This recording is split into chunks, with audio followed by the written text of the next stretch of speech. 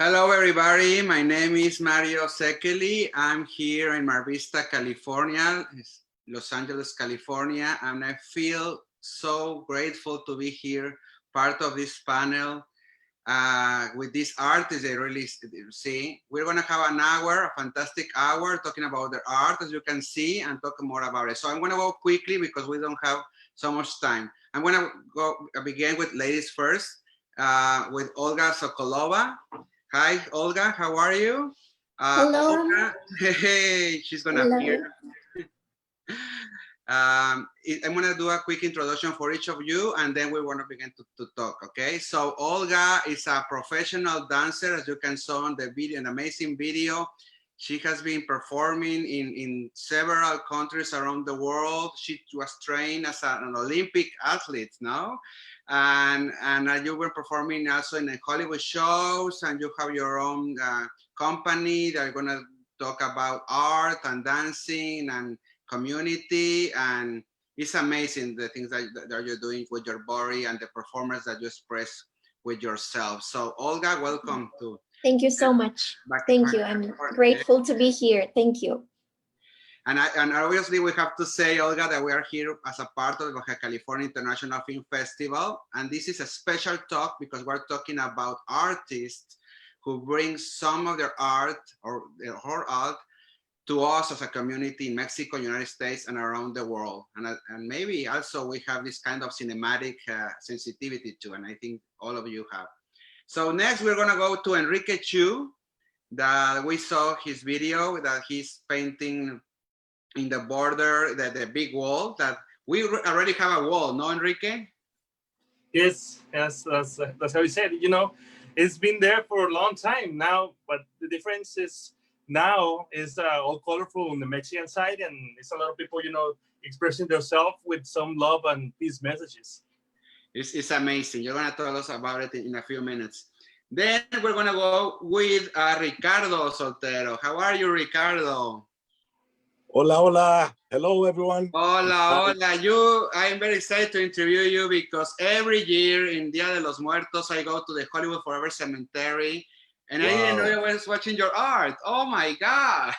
Oh, thank you so much, Enrique. Thank you so much, everyone, for inviting me. This is an honor to be here with all of you. It's an honor for us to have you here. You're going to tell us more about this art, and also he's an expert of doing las Catrinas, no? This is Mexican skulls that are around the world, and they're very famous from Posada and to Coco. Exactly. We have to say now, but they are with us around the world. Thank you for your art, Ricardo.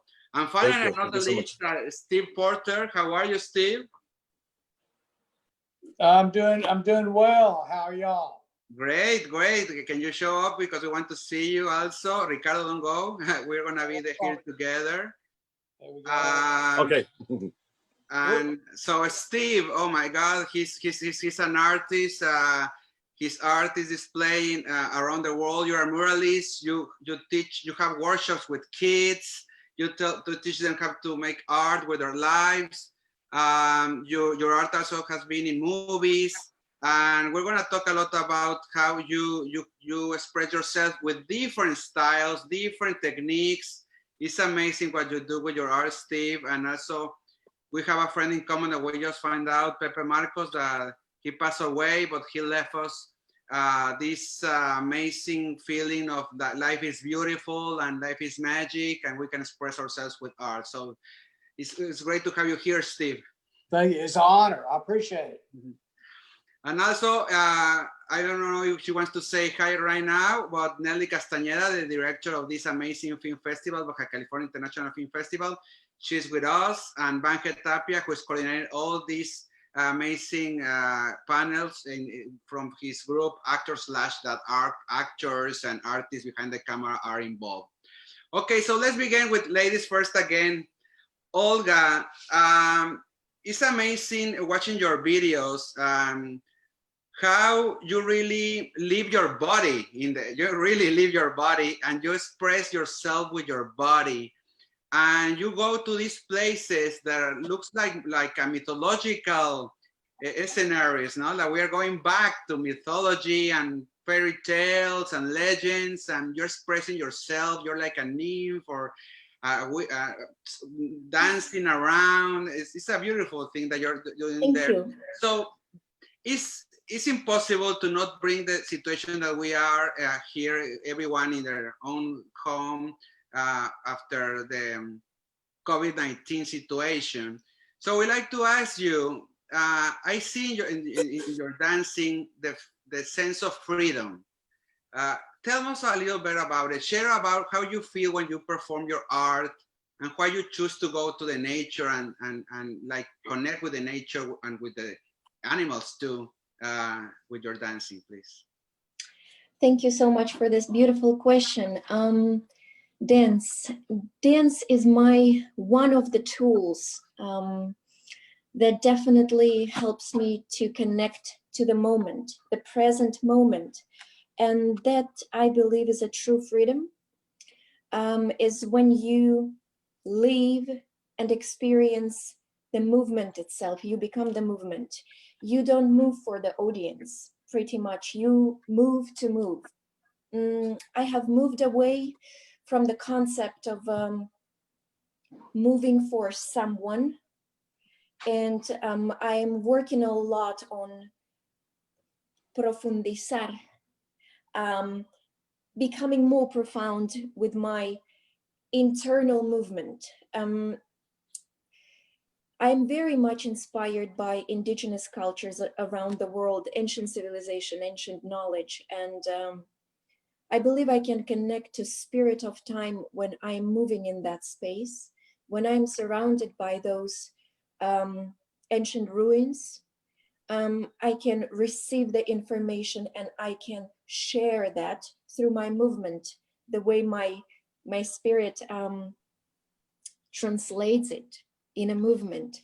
So moving for me, first of all, is connecting to the most profound layers of my being. It is very liberating. It is letting go all the unnecessary social programming layers that has been exposed on me since I was little, growing up in Soviet Union, and then moving and traveling throughout the world. I believe it played a huge role in liberation and becoming a movement itself, regardless of stage, regardless of global situation. The connection to the source, it is dance to me. Wow. Thank you, Olga. We'll be back with you. And I'm gonna go with Enrique Chew.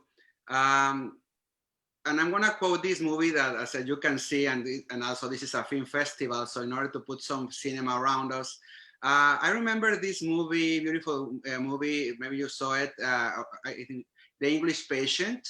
The English Patient that actually won the Academy Award for Best Picture. And it was Kristen Scott Thomas and Ralph Fiennes, and this story in the heart of the movie is about two lovers.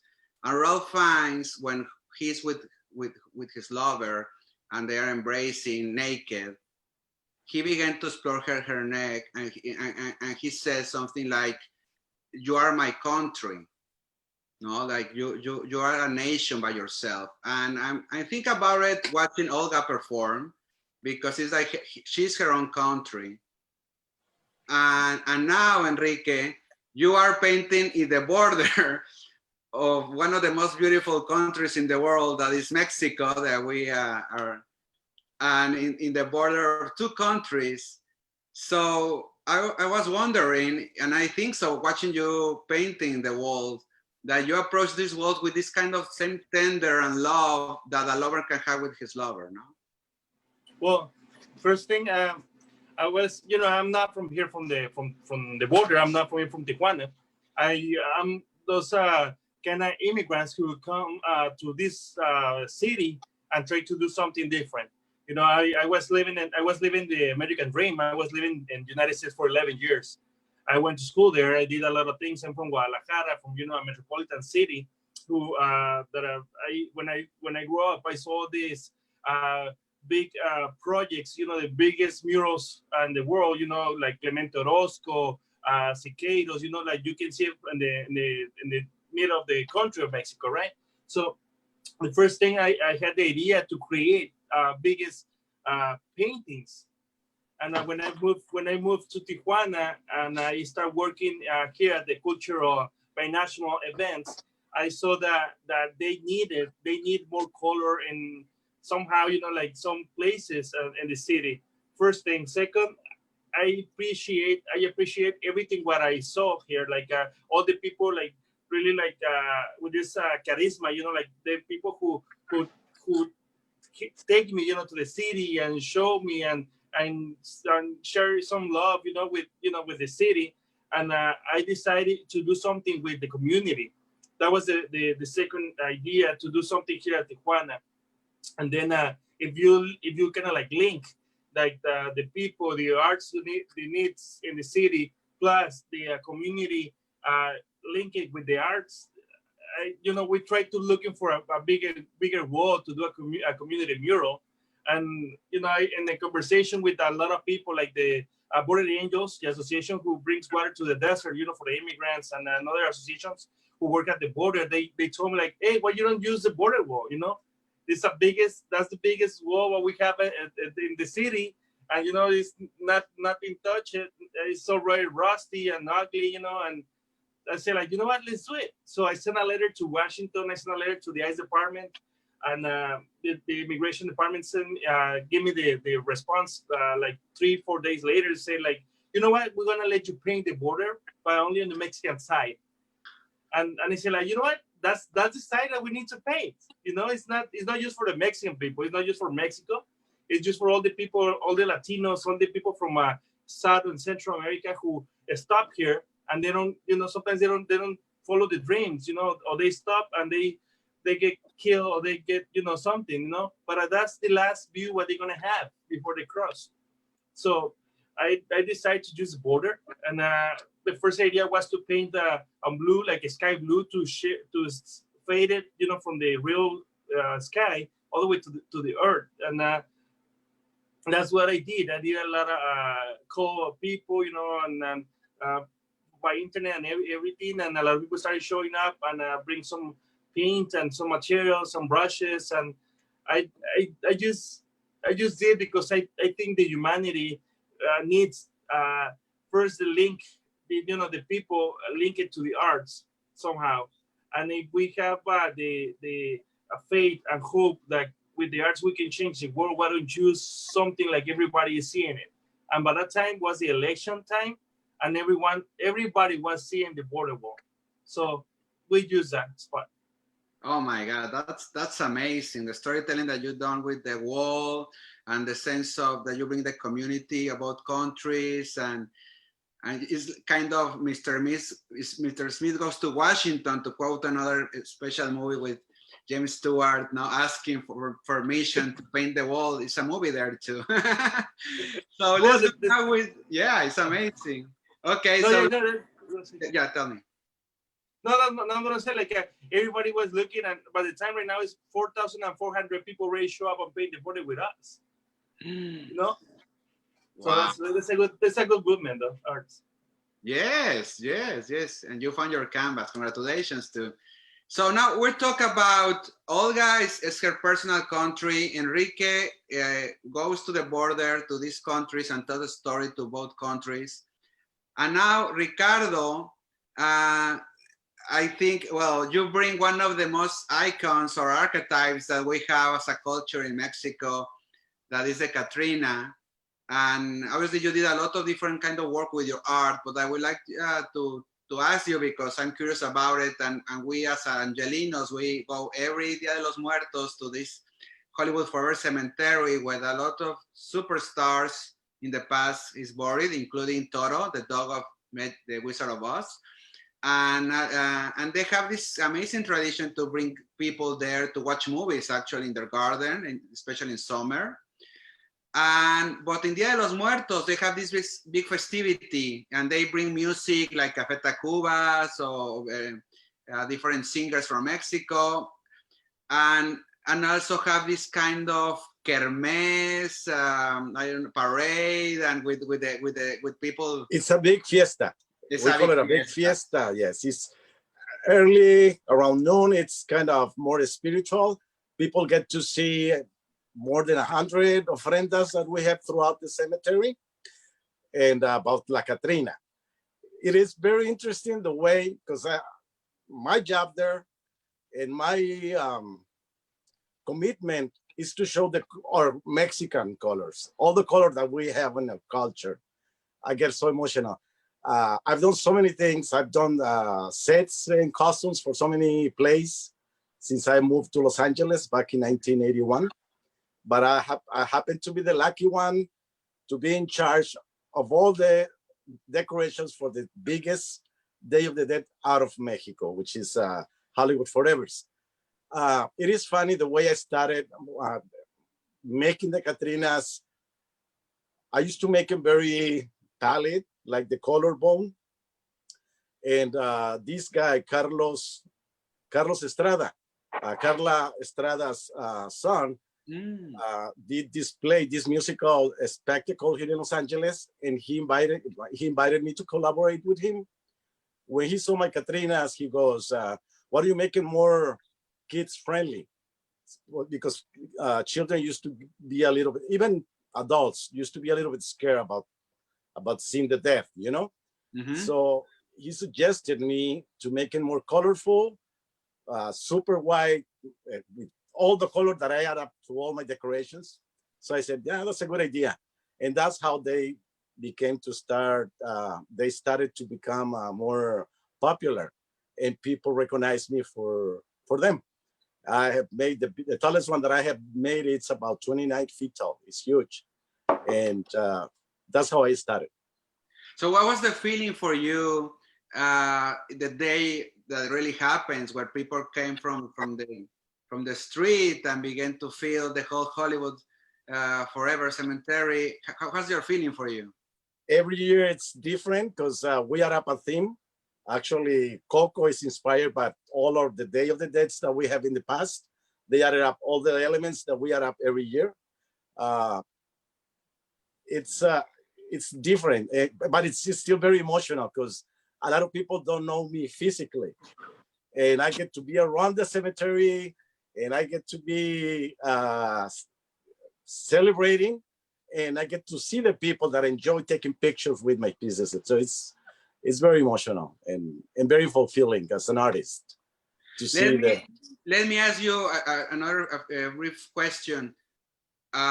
What's the power behind Katrina for you? What's the power that we make us turn to see her and fall in love with her? Probably the height, and all the color that I put on them. And I try to, each one of them, it has her own personality. And they even have names. I call them names inspired by my friends, you know, like most of my friends have a Katrina name in their honor. So, wow. So that's how I do it. Well, I'm looking forward to make a good interview, and maybe in the future there's gonna be a Katrina called Mario. Or Katrin. Why not, Mario? Exactly. A Katrin, a very well-dressed Katrin. So, Steve, please, we were talking about someone being their own country, someone painting the border to countries, someone crossing the border, even that you're living here, Ricardo, also, but to show to their country about the art of their country. Steve, you live here in the United States, and you've been, you have this amazing workshop with kids, showing them the power of art. How was for you, like bringing to your own world of art and sharing to them this kind of experience that they can have? Well, to begin with, I had never planned on working with kids. That's the first thing. When I got out of school, I was gonna run. I was gonna get a motorcycle, and I was gonna go all over the United States. That didn't happen. I got out of school, and I had to go to work. And then and through a whole bunch of different things, I ended up in the very place where I didn't like, which was a school. And I found myself working with kids that were very much like me. They didn't look like me, but they were very much like me. And the connection between all of it was art. Not only the art that I did, but the art that they did. And that was the connecting factor over all of it. And it's always been like that. And even though that I recently retired from public schools, I still have kids that I taught in the 80s contact me. They're not kids now. I mean, they're like y'all's age and they contact me, but it's a powerful thing. And I'm watching the other people that are on this panel talk, and it's art has such a strong connecting power. And one thing I've said before, there's no translator needed when you're doing artwork at all. So. But you need to also to allow yourself to experience it, no? That's right. That's right. I've had kids say that they were told that they weren't very good at art. And I said, well, whoever told you that, they may not have appreciated what you were doing, but that does not mean that you're not good at your artwork. Everybody has their own different style. And so that's what I would encourage. Every single child that I taught had their own specific style. And that's what you need to embrace. They need to embrace it. And they need to also be, I think,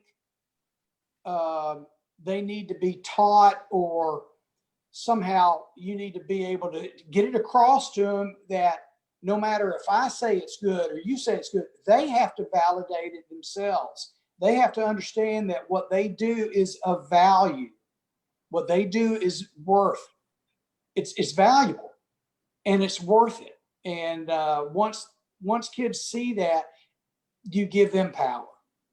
And it's a beautiful thing to see children stand back, look at their artwork, and smile.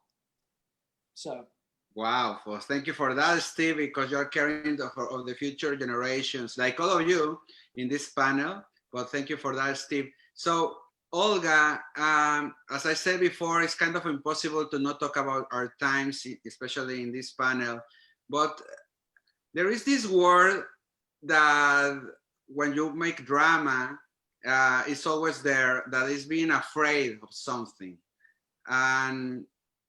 And you can relate with this word in a different ways. And one of the ways, obviously, is running away from it. It's like, oh my God, this is too hard, too tough, or it's scary. But artists, I think, they are very brave because they can know, maybe not since the beginning, because it's a process to learn that, but you find that something that you're afraid, and then you attack it or embrace it or transform it in something else. And sometimes it can be just the feeling of solitude, that, okay, I'm here by myself, maybe the world is going to end and I'm not sure what's going to happen, and then you do something, or maybe not. So I would like to ask each of you to tell me this feeling of being afraid of something external or internal, that you took it and transformed it in a different thing. And maybe it's tough, Olga, but I know that you have a lot of examples of that. So let's begin with you. Thank you. Thank you for this question. I think growing up en la caída de la Unión Soviética, the fall of the Union, the Soviet Union was the scariest thing that the child could experience. So I believe we have developed, as a species of a Soviet Union, we have developed a certain immune system to what fear is and to how to live with it. Chaos and extreme poverty became a norm for us. So we had to learn how to live through it, but also every day we would go to a dance school, and every day we would go through a snow storms. And I think the uncomfortability, the factor of living in such extreme conditions, have been a beneficial factor to my artistic and spiritual side. That was also a trigger that made me a curious person, curious artist, to go and experience other countries. And there is a link, that invisible string that connects me to, in particular, Mexican culture. And I think there is a beautiful cultural connection between Russian and Mexican people, very special connection, due to several events that happened in our country throughout the history. I find it much more, I find much more profound connection with Mexican culture, including artistic culture, rather than any other cultures in the world. It sounds very interesting, but I think it has to do with the power we develop as people to go through hard situations. And I think a lot of the art that Latin American in general, also artists and ex-Soviet Union artists are producing, creating, have a certain reflections of each other. It's very interesting to observe. For me, difficult situations and the fears definitely triggered me become an explorer. And yeah. An explorer, but do you take your art in your hands like a light to explore the world, like as a dancer, like, and you learn from the world from being a dancer, for example? I sure do. I think I turn fear into strength, and into light as well. I strongly believe that we are the beings of light, and we have a choice. I personally, I try to bring that light to also kids and to communities that don't have much source of light naturally, because they've been put in such hard conditions sometimes. So I like to go to those places as well and explore and connect to people and move with them, because when you move with the person, you really find out who the person is, because it's a very, very internal experience. Exactly. Wow, I love that, Olga. A lot of things that you're saying is like just taking notes, Mike. It's a masterclass what you're giving us about how to be an artist, and thank you for that, and thank you, especially now, Olga. Thank you. So Enrique, sorry, you're next, and I don't want to put words in your mouth, so tell me. But I'm curious about this sense. Obviously, you approach something that is the word of maybe the beginning of this century, the wall. You approach the wall, man, and then you make it art. So tell me about this feeling of there was danger there? Well, the thing is, that's how I say when we start, you know, like, I think like a lot of immigrants, we just try to do something, you know, about what is happening, you know, about the human rights, about the whatever is happening. And right here at the border, you know, between Mexico and United States is the most impressive movement of immigration. You know, it's a lot of things happening here about deportations, immigration, about, you know, a lot of conversation, and it's really, really, really dangerous to sometimes to speak about it, or sometimes to say something, because sometimes we don't really have the perfect words to say it, you know, and don't hurt someone. So that's why I try to do something differently, like using something colorful, you know, something with colors, with some images. I always say like the art can change your mind, you know, and then they can with all the artists, you know, what we do when we do with the right thing and with the good cause, we can really get how Olga said, you know, like deepest, like you know, inside of someone, you know, like to do something. And when I came to Tijuana, I saw that happen, and for me, like immigrant, how I say, I'm from Guadalajara, living in the American dream, United States for so many years, and then moved back to Mexico. But I'm now living at the border. I saw what is immigrant really try to do. And when I always say, like, I was living the American dream, and now I live in the Mexican dream. I do everything what I want. I do everything what I can.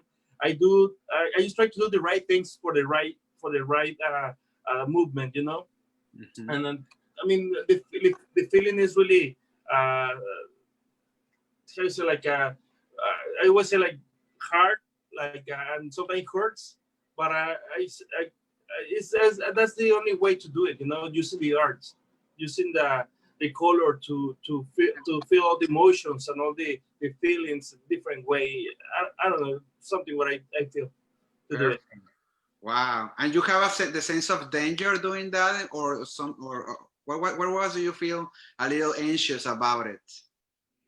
Well, the thing is, I mean, you see the issues, like something happened when I was doing it, or pitching the project to someone, or dealing with people, or. Well, the thing is, like, the first time when I asked for the permit, that was kind of like hard to do it, because they always say, like, they said use only the Mexican side.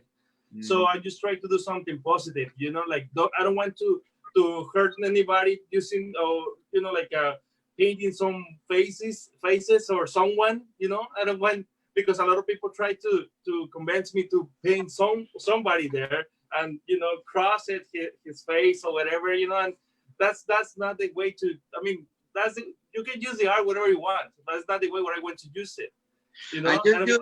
And you use a Little Prince. No. I mean, the thing is that what I said, like, is use the feeling of what we have on this side, for all the people who try to do something, and sometimes they try to follow some dreams and they just stop it. So I think that's the I don't know. I think it's the last message, the last image, what they're gonna see before they cross, before they jump, before they go under. I don't know. That's what I feel. Amazing. I don't know if I said right. I just tried. No, it's amazing, Enrique. Again, thank you for that amazing work. Ricardo, you can talk about Katrina's or a different project that you'll be involved. I know you've been involved in several. But that sense of danger helped you to be a better artist, or to approach a theme or something that you were really scared? Not more than scared, afraid of my own insecurities. I'm a very shy and insecure artist. And when I'm working in a project, all these insecurities that I bring with me, but at the same time, give me the courage to develop the project. And more than that, more than a danger, it's to be afraid once I'm working in a project.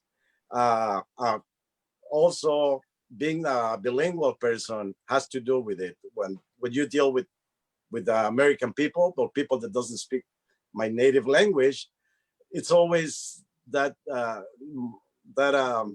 do I say, insecurity or feeling, that if I'm strong enough to develop the project, that it's coming to me. So that's more than that. That's what happens. I had the honor of being invited, because of my Katrinas, to an episode of CBS Hawaii Five-0. It was a super huge experience. The treatment that they gave me, the title they gave me, more than a scenery designer, I was the cultural advisor for the director of the episode, of the shooting of the episode. So it was very, very how do I say, a beautiful experience, because I usually work, even though it was behind the scenes, I get to work very close to the director, next to him, sitting in the chair, like the director chair. So it was a beautiful experience. And I suppose, yeah, because part of being an artist or a communicator is like, suddenly you're in this moment that happened with Ricardo, and you became like the ambassador of this culture, no? You are the one who's saying, like, I remember as a journalist being in England when Alfonso Cuarón was doing Children of Men, and it was a very complicated shot, and at the end he yelled something with using Mexican bad words, say it like that. Yes. And the people around him, they knew that I was from Mexico. I was the only one. So they didn't know if he was mad or he was happy. And I said, no, he's happy. He's happy. Don't worry. So it's funny how life put us in that position. Steve, tell me about it. I don't know if you're thinking about this theme about facing your fears, or tell me. Okay, well, there's a couple of things. One is airplanes. Since I was born without wings, that would justify the fact that I want to walk and not fly. Airplanes, and I've been on them. I know they work, but they terrify me. But as an artist, I guess I'd have to go back and say what really scared me. One particular incident sticks in my mind, and it has to do with some of the kids that I worked with, and not necessarily me, because a lot of times if it's me, I can take the criticism. I can sometimes be maybe worried about a particular thing or this or that, but that deals with me. And I think this particular time, I had to select some students for a presentation. It was about 2,000 people there, I think, or more. And so they wanted me to just talk for like 3 minutes. That's it, about a specific thing that happened. But I was going to do it my way. I was going to pick the kids that I wanted. I was going to say exactly what I wanted to say, and they agreed to that. And the children that I picked it was kind of like a cross section of the kids that would always be overlooked anyway. And those were the ones that I wanted the light shined on. And so I picked those kids, and I had my 3-minute thing written up. I knew exactly what I was going to do. And the night before, I started panicking. And I read everything over, and it was only 3 minutes. And I read it to myself, and I tried to memorize it, and I memorized some of it. And then I started getting panicky. Well, the day came. Mm-hmm. I slept for about an hour that night. So I get up and I go there, and when I walk in, I mean, there's people everywhere. I mean, the audience is jam-packed, thousands. And I started sitting there, and I started getting, these little black dots going like this, like I was about to pass out or something. It was like, I wasn't breathing right now. So I go, you need to collect yourself. You need to just like slow down and take some breaths, and I did. And I thought, okay, what if I just don't do it? What if I just don't do it? And then I thought, you're doing it for these 8 kids. It's not about you anymore. It's about these 8 kids. So you have to do it. So I got up there and I did it. And when I was finished with it, when I was talking about the 3 minutes, it was so quiet that for a split second, I thought, oh my gosh, it is so quiet in here. They're listening to every single thing I'm saying. And it was important. But I'm so glad I did it. But that was the one time that I was so, it wasn't dangerous. Like I wasn't going to get hurt. But I think the fear was not knowing what was going to happen. Like, what if I messed up, And one of the very kids that I had picked had anxiety issues and was scared about crowds. And I told her, I said, I am too. So if you go to pass out, I'll probably pass out too. So I said, but it'll be okay. And I reassured her, and I was trying to reassure myself too. But I think it was just the fact that I was wanting to make sure that I did the right thing for them, and it worked out. But that was probably my biggest fear as maybe an artist and an educator, I guess. I mean, it's not like facing an alligator or something, but No. it was still scary. Yeah. Oh wow, it's an amazing story, Steve, and wow, and you learn a lot from that experience too. So Olga, we just talk about being scared or fear. Let's go to the opposite because actually we're kind of finished this thing. So let's talk about the joy of doing your own art, the happiness that you can bring to yourself. And I don't know, my passion is on writing. But there are people who and I have the fortune like you yourselves to work in my own passion, but there are people who are maybe let me be so like a caricature about like, okay, I'm a lawyer or I'm a doctor or I'm an accountant, but I also love to write, to draw, to paint, to play music, to dance. And now we have the time to like and explore that, no? To explore that. I used to be happy doing this or that, but I never have the time. So I can do it now.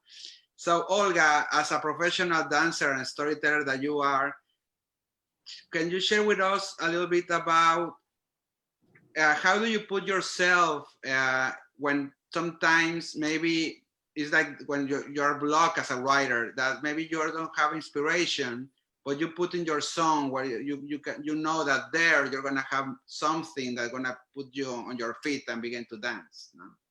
Do you have a technique or a story about it? I have a very loud internal voice that makes sure I hear it very well, and that I'm very lucky maybe to say so that inspiration never leaves me. I think it's a force, life force. I think life force is the biggest inspiration, regardless of what I do. In my life, I have studied archaeology. I have traveled to hundreds of ruins all around the world, and I can tell it is as important to me as movement. Educating myself on cultures, studying languages, and connecting myself to different artists and relating to their art. I want to be sure myself, first of all, that I'm honest to myself with what I do.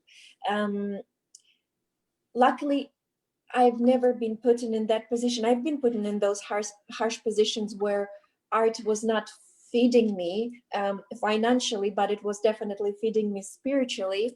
So I always chose to sacrifice, and I prefer a simple life rather than a different lifestyle. So I have a very strong internal compass that allows me to understand that as long as I'm honest with myself and I'm happy with what I'm doing, the universe will cooperate with me. And it does. And it does. And as long I can maintain my thoughts clean and channeled, it manifests in life.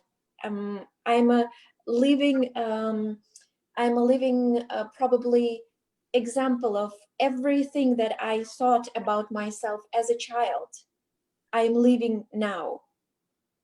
I have had to sacrifice many things, and solitary lifestyle has been something that helped me to follow the dream, but I think I would encourage people that are doing several things in life and they say, okay, I've been very happy doing this, but now I have to do this. To me, it was very simple. I think you got to be brave enough to tell yourself, okay, what is the passion of your life? Do you want to follow this passion, or do you want to also be cool, financially stable and very comfortable with your life? Sometimes you really have to choose. And if you make this honest choice, the universe cooperates. The universe doesn't cooperate when you try to sit on two chairs. Two chairs are not very comfortable. Then universe doesn't really know, what am I manifesting here? I know many people become successful in many things, but with what cost? I really like honesty and simplicity. And when you are honest with your passion, when you're honest with the source, with the life force, things happen. You might have to go through difficult stages, which is also beneficial for an artist, a human being, surpassing that threshold to get there. The triggers, they open a new dimensions in you as a human being. So I like to look at it this way. I always encourage people just to be honest with themselves and to be patient, and then they will be given what they are looking for and they're asking for. And I just know it. Olga, it's amazing, and thank you for sharing that, because I know that from you and from the three of you, the rest of the panel, your answers are coming from your heart. So thank you for that, Thank you. Olga. And Thank I would you. like to ask, because we are kind of against time, Enrique, Ricardo, Steve, who wants to say something about it? In the same way that we're talking about this song, this part of your life that you can approach the joy of doing your art. But Olga mentioned something that triggers me about being a child, being a kid again. And are you connected with that kid? Because I can suppose that you were doing this since you were really very little. So do you have that sense of connecting with that, Ricardo? I absolutely do. I do. Yes. And as she said, sometimes we make sacrifices in order to fulfill our inspiration, or what we come up with, you know. So yeah, I absolutely agree with her. And Enrique? Well, I think I felt the same way, and I know we always well, like for me in my experience, like I always want to be an artist since I was like 7, 8 years old. The only thing I remember that I asked, I mean, when my parents told me like what kind of artist I want, what I want to be, I said like, oh, I want to be a ballet dancer, you know. But it's because Well, I saw dance. I know, but because I saw that on TV, you know, and I saw the first ballet dancer guy from Guadalajara to Rusia was on TV, and they call him like the artist, Mexican artist, go to Rusia, and I saw that on TV. So I saw, oh, an artist, a ballet dancer, TV, and travel. So for me, that was the first feeling, you know, to be an artist. You know, that I want to have those three things. So. And since after that, you know, I changed and I started like doing some drawing, some painting, and you know, that's the way where I grew up. I'm a marketing guy, so I kind of do everything mixed, you know, with marketing and arts. So that's for my life, though. That's beautiful. And Steve? Oh, look, ever since my mama had framed a piece that I did when I was 4 years old. And I remember drawing in the dirt with a stick, and I always loved making things and drawing. And like I said, that piece that I did when I was 4 years old, she framed. And I think what happens is with a lot of people as they get older, they lose touch with the child, and the child within you is important, man. I mean, that's where, I mean, I just got finished making a horse head and running around with it. I mean, so you got to have fun with it. And I mean, I have another piece in there that I call it the Stevacabra, named after the Chupacabra, but I call it the Stevacabra. And it's a crazy looking dog. And I did it because I was having fun with it. And I think what happens is a lot of times we lose that sense of newness, like it's new. That's what's so cool about a lot of times when you're working with little bitty kids, you can go, look at this, I'm drawing a circle. And they go, oh my God, that is amazing. And I think as we get older, we lose that. And so, yeah, the child in us, I think we, you know, just like when you look at the things that Ricardo is making, people identify with that. They love that.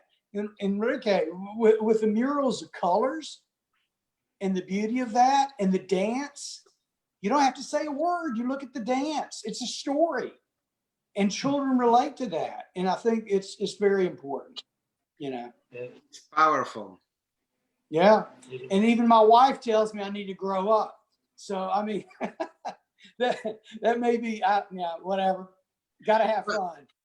I always like to ask that question because people that I admire from the past, like Walt Disney or Mark Twain, and now someone like Guillermo del Toro, they always talk about being again 12 years old kid and see the world from that perspective, or 8-year-old kid, no?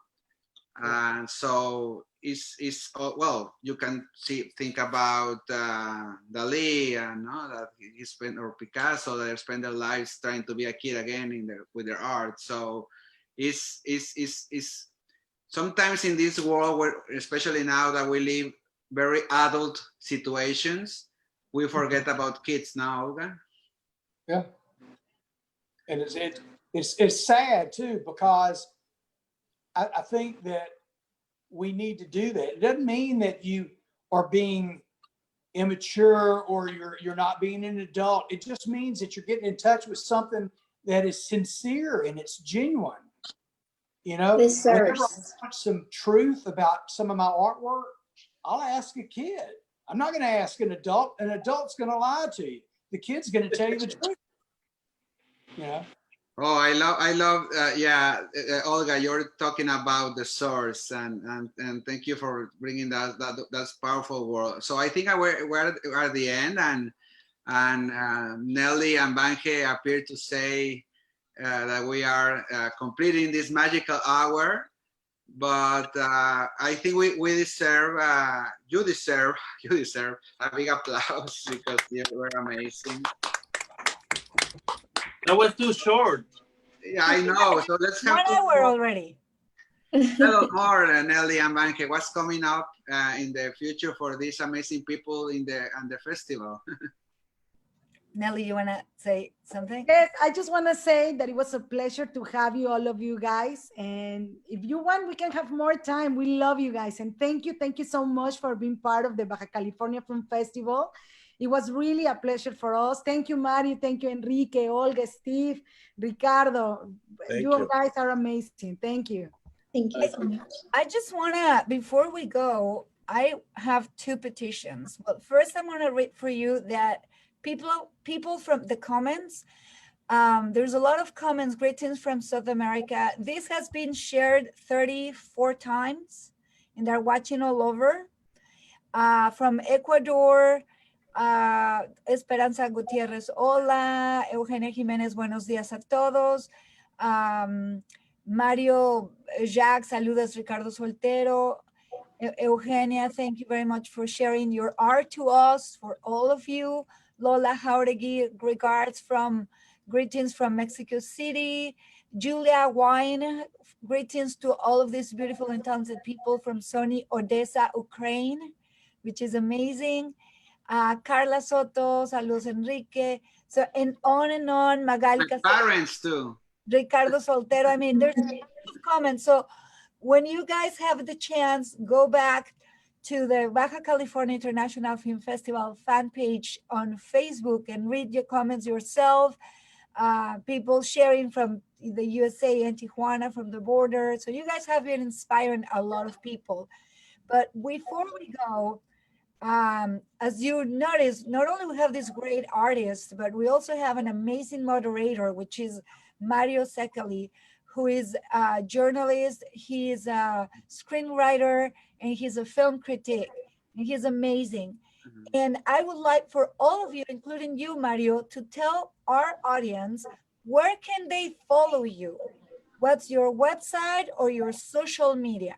So let's start with you, Mario. Oh, okay. Thank you. Thank you, Rahi, for your kindly words, and thank you for the invitation, Nelly, and all of you. Well, you can find me in Facebook. I have my fan page called Mario.Székely, and also on Twitter, Mario Cinema, and in Instagram, Mario.Székely too. So I post there my film reviews and pictures from the premieres that are not happening right now, but from the past, and I hope from the future. Thank And you. in all our material, promotional material, you know how to spell his name, or you can read it right now on Zoom. He has it right there written. If it's too small, go to our promotional material so you can find him correctly.